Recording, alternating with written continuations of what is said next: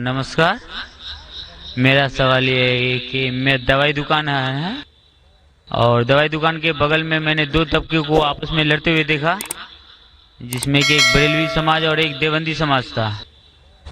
तो बरेलवी कहते हैं कि देवबंदी लोग सही नहीं है और बरेलवी सही है, तो इसका बुनियाद क्या है, जड़ क्या है, मुझे उसकी जानकारी चाहिए।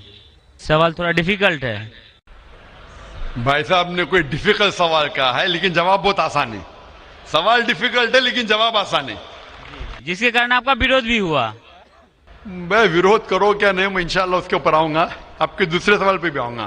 पहले सवाल का जवाब दो, फिर दूसरे सवाल पे आऊंगा इंशाल्लाह। भाई साहब का सवाल था कि वो दवा की दुकान में है और देखते हैं कि मुसलमान झगड़, एक देवबंदी एक बरेलवी है, इसमें से सही कौन है?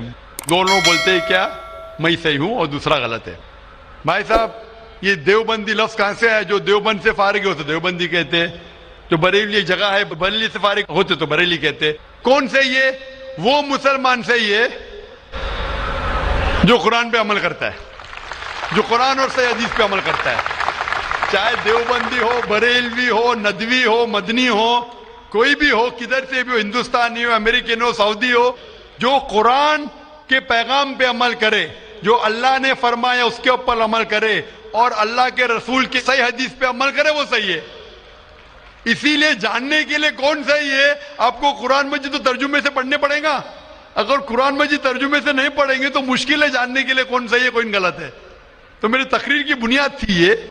सवाल मुश्किल था, जवाब बहुत आसान है। जो कुरान पे अमल करे और अल्लाह के रसूल की सही हदीस पे अमल करे, वो लोग सही है।